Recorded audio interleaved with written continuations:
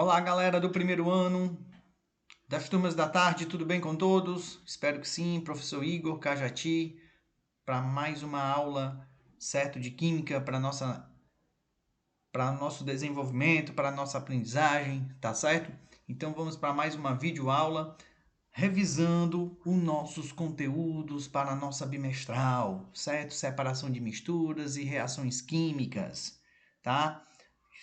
Separação de misturas está no nosso livro didático da página 45 a 48 e as reações químicas estão no nosso livro didático da página 57 a 59, tá beleza? Então, um forte abraço a todos, vamos lá. Tenham calma, procurem um local calmo para poder assistir, para poder resolver as atividades, tá?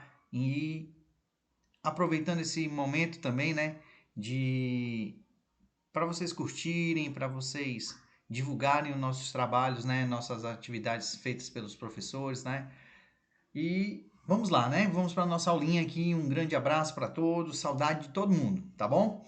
Então, vamos iniciar aqui falando um pouco sobre os métodos de separação de misturas heterogêneas, tá?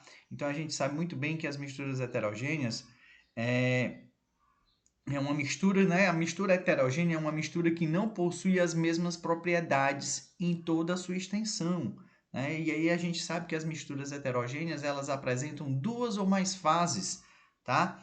Então a gente tem que lembrar sempre desses detalhes. E nessas misturas heterogêneas, nós já vimos que existem métodos para separar esse tipo de mistura, tá? Então, esses métodos que nós vamos ver eles ficam divididos em três blocos: sólido, sólido, sólido líquido e líquido sólido, tá certo? Então, no sólido sólido existe aí esses tipos de separações, certo? Dessas misturas que elas podem estar catação, né? Elas podem estar na ventilação, levigação, separação magnética, cristalização, né? A dissolução fracionada, a peneiração. Sólido líquido a gente pode colocá-las dentro de um grupo de decantação, né, da centrifugação, filtração simples. Já líquido, um processo que nós podemos fazer esse tipo de separação de misturas é a decantação, tá certo? Quando a gente pega aí a mistura de líquidos e líquidos aqui, como é que nós podemos pegar aqui a água e o óleo, né? Tá bom?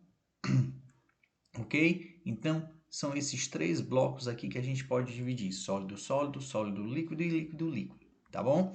Então, na separação de misturas homogêneas, né, lembrando que a separação a mistura homogênea é uma mistura que tem as mesmas propriedades em todos os seus pontos. Como assim, professor Igor? Significa o quê? Que ela vai apresentar apenas uma única fase, tá? Então a gente pode ver aqui o exemplo de sólido líquido, que é a evaporação das roupas, quando a gente, né, lava e coloca estendida, tá?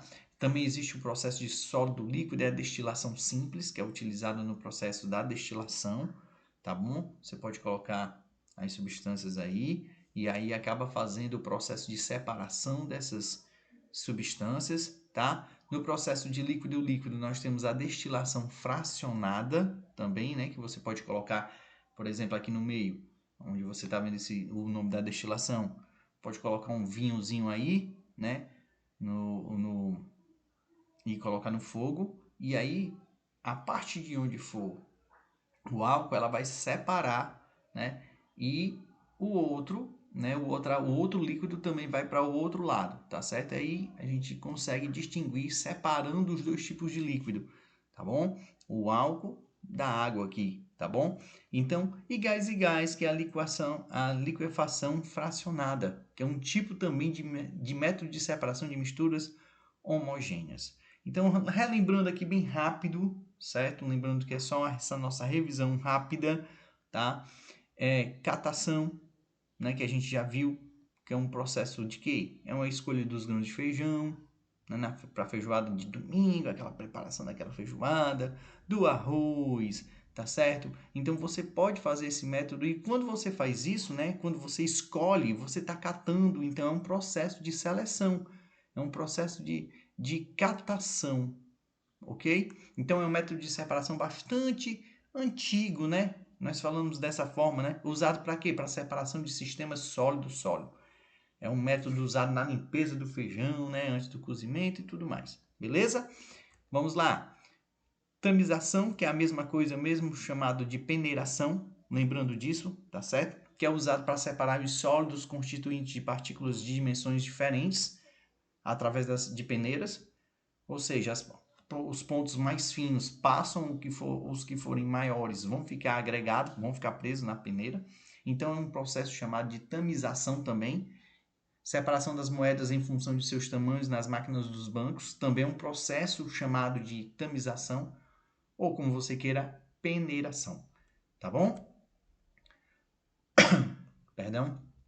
Ventilação também é um processo que é a remoção da casca do amendoim torrado pelo sopro, ou então a casca da castanha, também é um método de separação para sistema sólido-sólido, no qual o sólido menos pesado ele vai ser arrastado por uma corrente de ar, ou seja, um sopro. Né? Você pode soprar quando você passa a borracha em cima do seu caderno, quando você faz, né? Você passa a mão, pronto. Quando você faz esse processo aí é um chamado de ventilação, tá bom? Por quê? Porque ele vai ser arrastado por uma corrente de ar.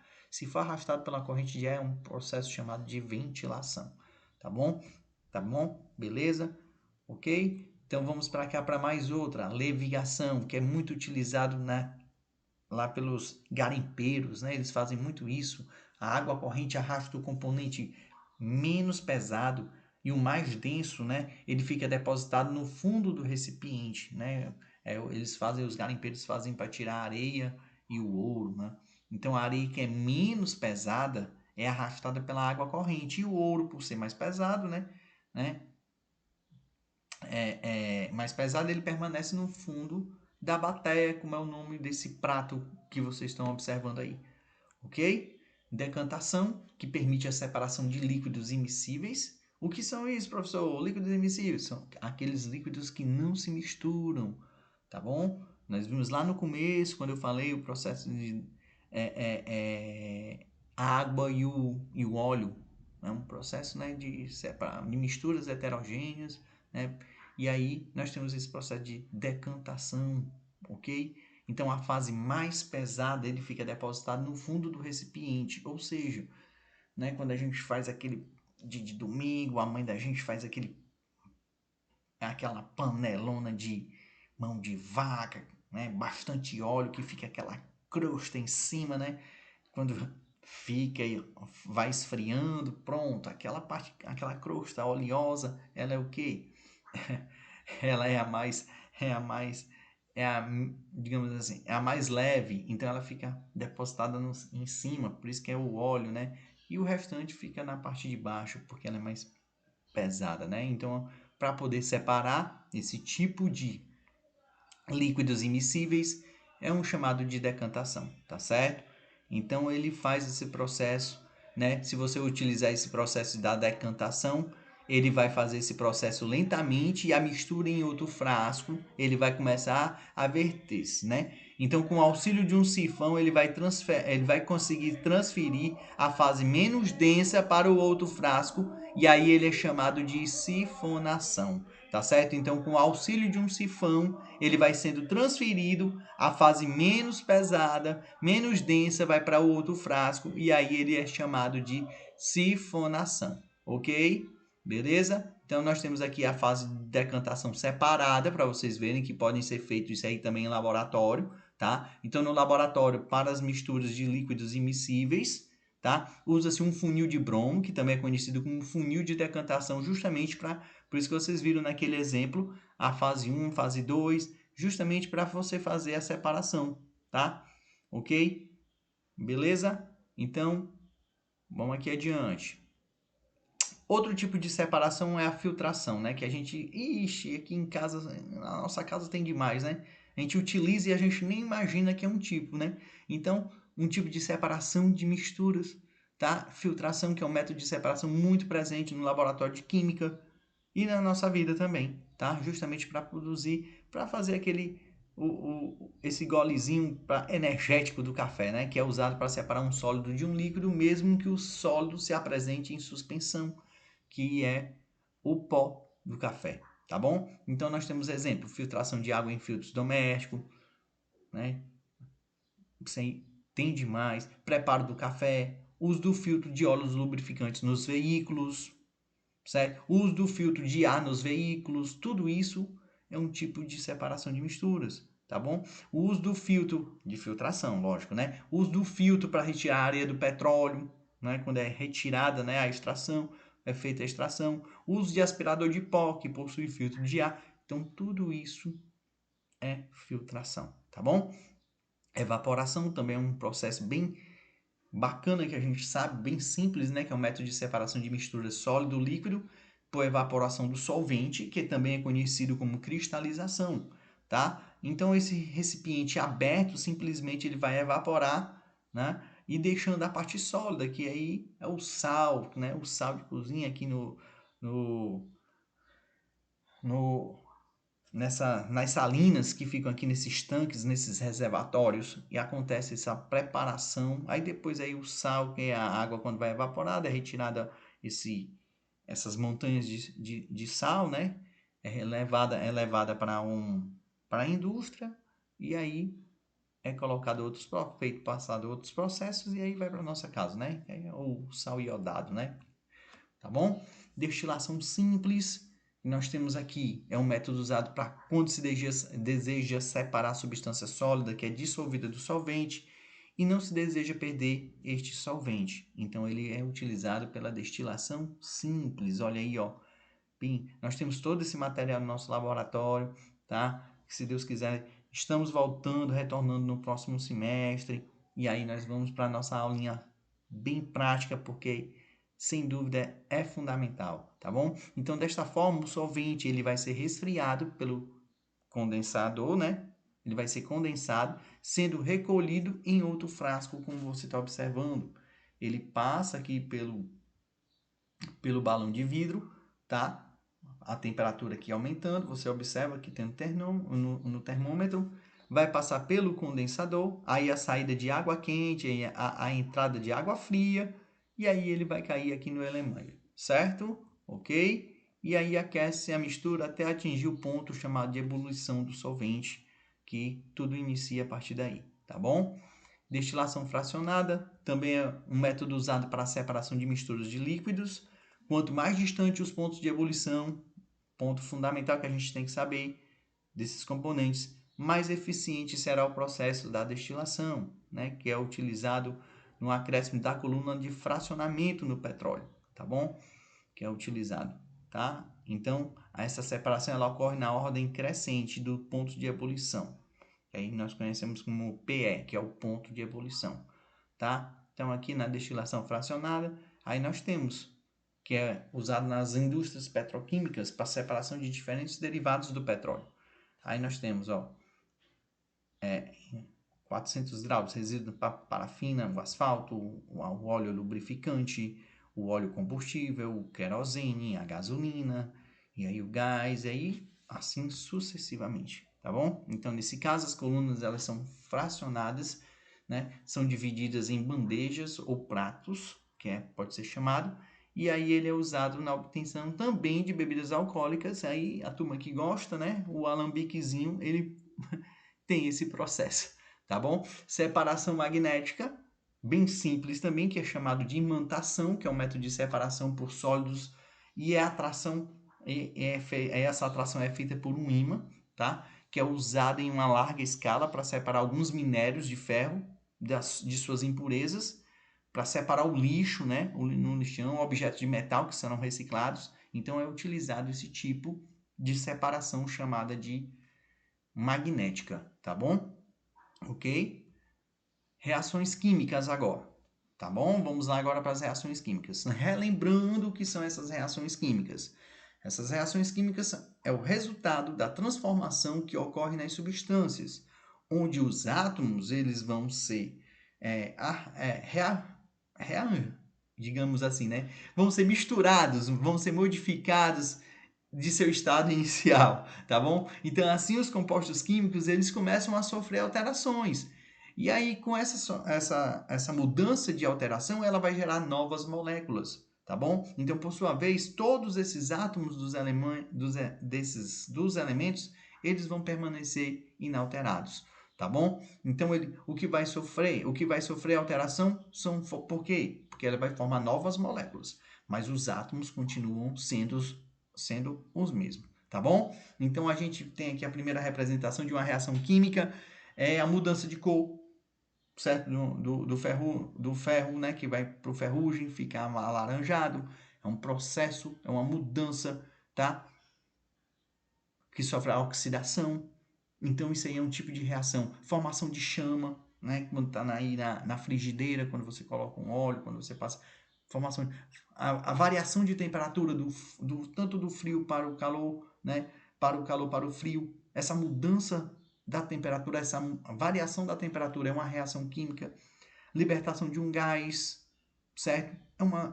É uma reação química. Formação de um sólido, certo? Também é uma reação química. Libertação de um cheiro para aquela comida gostosa, aquela saborosa. Chega, deu água na boca, pronto. Reação química, tá certo? Então, tudo isso aqui são tipos de representação de reações químicas, tá? E como é essa que ela vai representar, professor, aqui para a gente dar uma olhadinha. Então, a reação química, qualquer tipo de reação química, ela pode ser representada através de um esquema de palavras. Que reações são essas? Que esquema é esse, professor? Por exemplo, nós temos aqui as substâncias, né, que é essa equação. Antes da seta são os reagentes, certo? E a seta chamamos de mudança de temperatura, né, a energia que vai ser dada e o produto da reação que vai ser o resultado, né, dessas substâncias, tá bom? Então, os reagentes são o que vai ter, o que você vai reagir, a seta, reação, né, que são as substâncias iniciais que vão reagir entre si, a seta vai ser a energia que vai ser dada e produto da reação são as substâncias finais que vão ser formadas, tá bom? Então nós temos aqui o exemplo do HCl, tá? E aqui o NaOH são os reagentes e a formação do produto, né? NaCl mais H2O, tá bom? Nós temos esses exemplos aqui embaixo também da mesma forma. Aqui tudo que for antes da seta é chamada de reagentes e tudo que for depois da seta é chamada de produto, ok? Então, nós temos reações químicas aqui, que é entre um fio de cobre metálico, numa solução com água, de nitrato de prata, um líquido incolor, e aí você observa que ele vai sendo modificado. Nós temos aqui a primeira reação, ó, aí começa a fazer, né, a transformação e o resultado final do, né, que é chamado de produto, tá bom? Então, gente, também nessas reações químicas nós temos algumas leis que nós estudamos nas aulas passadas, tá certo? Que é justamente a lei da conservação das massas. Que lei é essa? Existe o químico francês, nós conhecemos, né? O Lavoisier, tá? Que ele fala o quê? Que na natureza tudo sofre qualquer tipo de modificação, né? A massa antes e depois de qualquer reação, ela vai ser sempre a mesma, a massa, tá? Então é o famoso que a gente fala, né? Na natureza nada se cria, né? Tudo se transforma, né? Então, em toda reação química ocorre um sistema fechado e a massa, ela sempre vai ficar o quê? Sempre vai ser a mesma, tá bom? Ela sempre vai ser a mesma. E aqui a lei da conservação das massas, você pode observar aqui o metano mais o oxigênio, a quantidade da massa do metano mais a quantidade da massa do oxigênio. E aí o que vai acontecendo? Aí você vai observando que 4 mais 16, que é a quantidade de massa dá 20 gramas, tá? E 11, né, que é a reação, que é a transformação disso aqui, ficou gás carbônico mais a água, 11 mais 9 também é 20. Então aqui, ó, continuou a conservando os valores finais da massa, tá bom? Ok? Aí você vai observando aí, tá certo, galerinha? Então, qualquer dúvida, procure lá dar uma olhadinha no nosso livro, nas nossas páginas, tá certo? Dá uma estudada a mais, ok? Vê a aula anterior que já está mais detalhada do que essa. Por quê? Porque aqui nós estamos só fazendo a nossa revisãozinha, tá bom? Então, até um abraço, um forte abraço para vocês, que Deus abençoe e até a próxima aula no Google Meet. Valeu, primeirão, um abraço, show, tchau, tchau.